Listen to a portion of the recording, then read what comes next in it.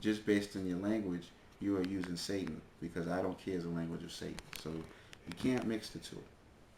So what I'm saying is that you, me, any entity has to be clear about where they stand with money.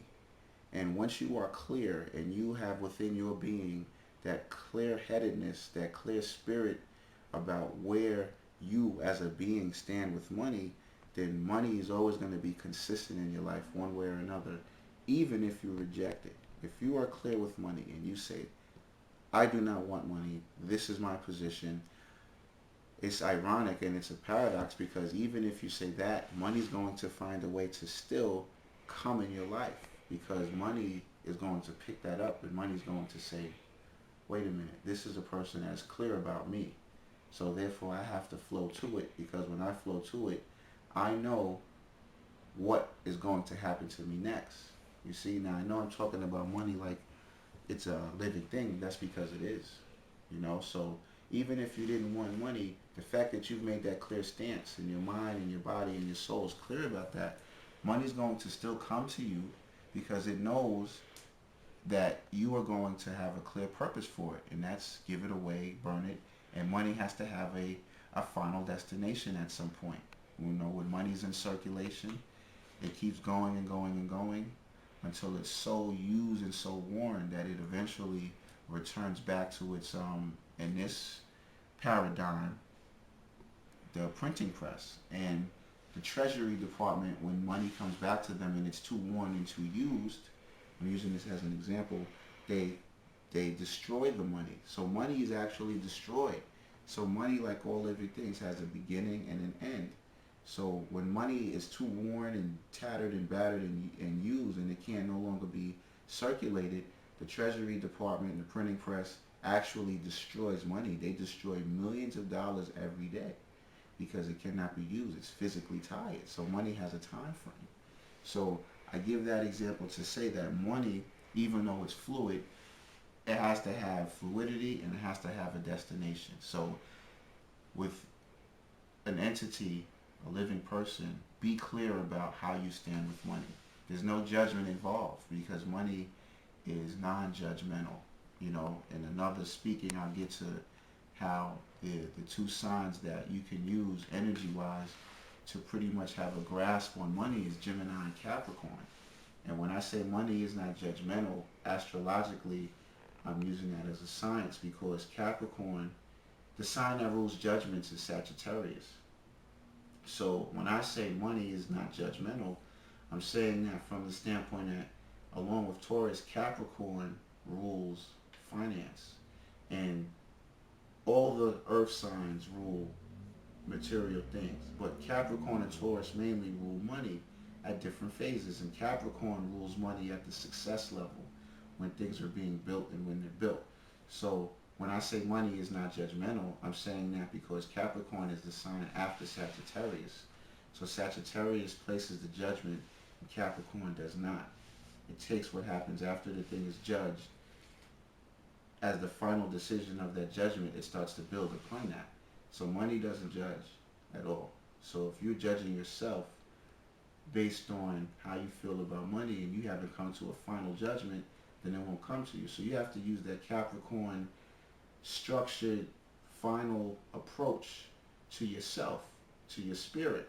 In another lecture I'll get into deeper into the Capricorn aspect and how you can practically use it to generate money. But key, do not judge yourself when it comes to money. Even if you feel guilty about it, if you think money is evil, if you think money is your God, it does not matter. Some people, some conscious people, and this is what bugs me, is that they tend to judge people that they claim worship money. They came to, judge people that are rich. They say they sold their soul. And I say a lot of it is ludicrous, because you can't make money and be judgmental. And if you do, you have to have an outlet for that. So let's explore that. Is money real? And again, I'm attempting to build a bridge between the invisible things that money encompasses and the visible things that permeate our life every second. So I want to explore that, because really the acquisition of money is not punching the clock. It's asking questions.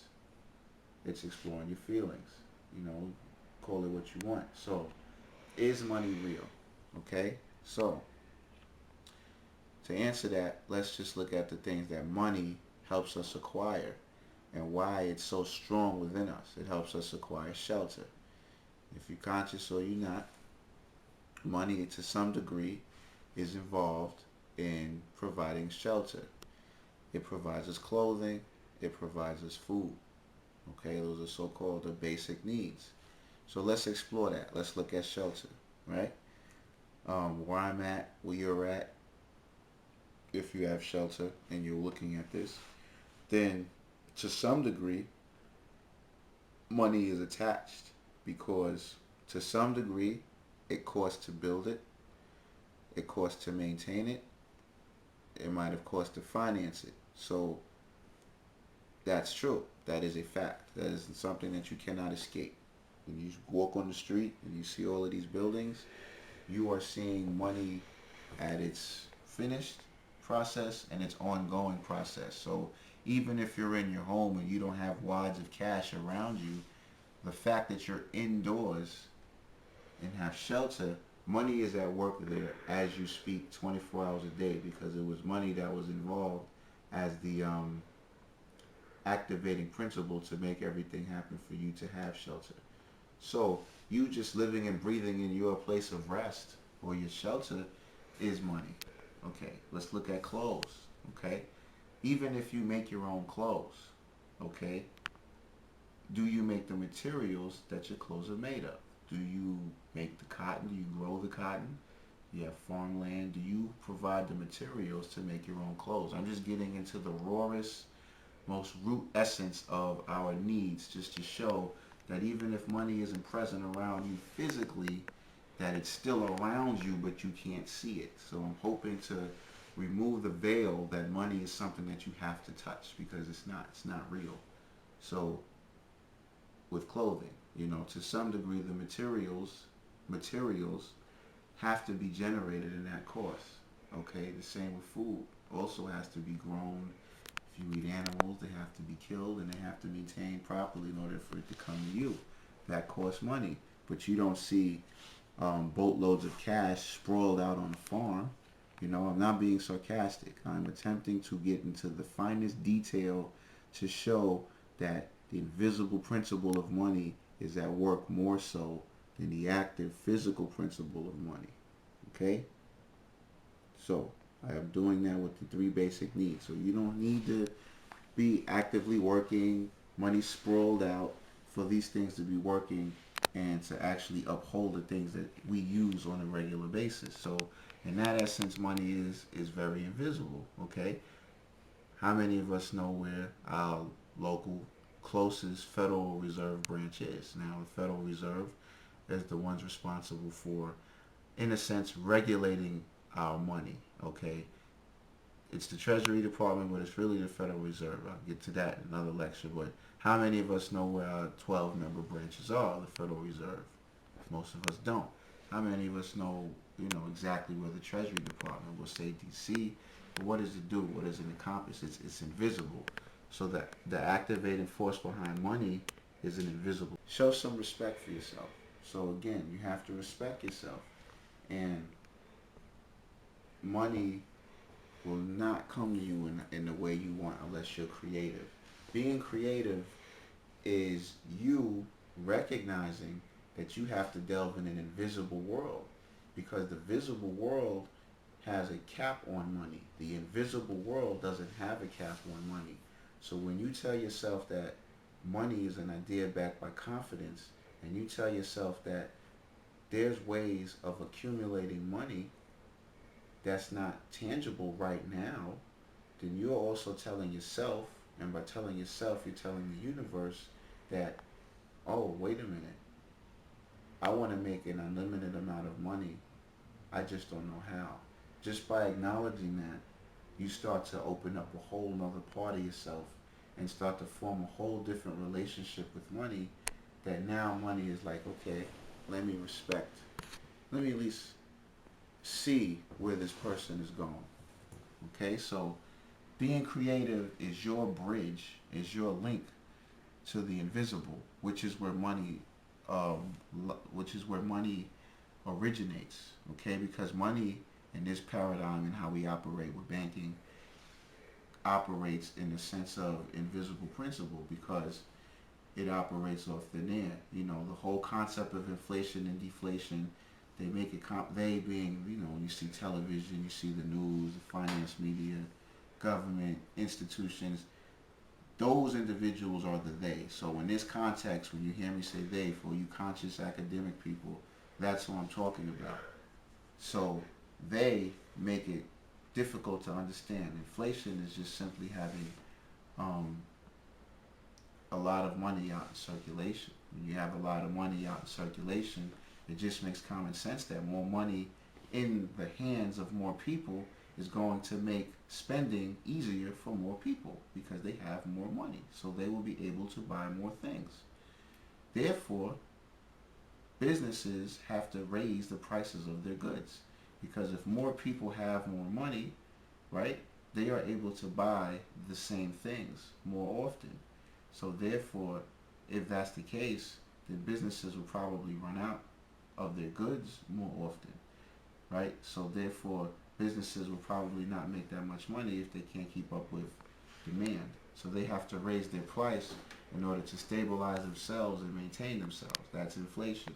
Deflation, you restrict the amount of money that's in population. Less people have money, therefore they cannot spend as much. Therefore, things aren't being purchased as often, as much. So therefore, in order to keep business flowing, you have to lower prices. It's just that simple. I mean, they add the little variations, but it's just that simple. So when you keep that in mind, well, now you're getting into economics. So now you have invisible factors because unless you're an economist and you follow these things, how do you know whether or not money is in the hands of more money is in the hand of more people or less money is in the hand of more people? You don't know. So that's an invisible thing. So money is constantly changing. So it's constantly invisible. So in order for you to even survive properly, I'm not even talking about wealth, you have to have a relationship with the invisible. Period. This is facts. This is tangible. When you go to the store, you see prices rise, you see prices fall. Why? Because there's an invisible factor out there, and that invisible factor is more money, less money. So money is definitely an invisible thing. And you can, by making yourself invisible, you can always have a grasp on finance.